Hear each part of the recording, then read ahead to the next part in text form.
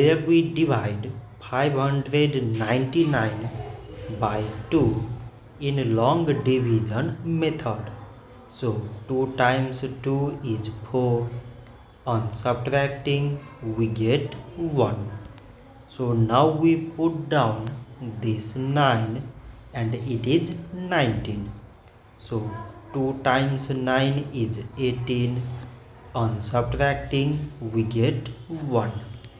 So again we put down this 9 and it is 19.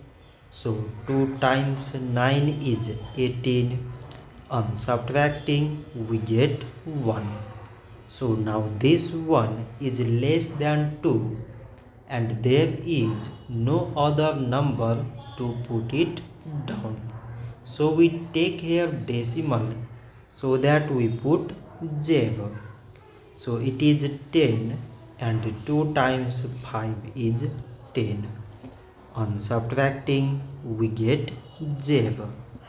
So 599 divided by 2 is 299 decimal 5. So this much for today and thanks for watching.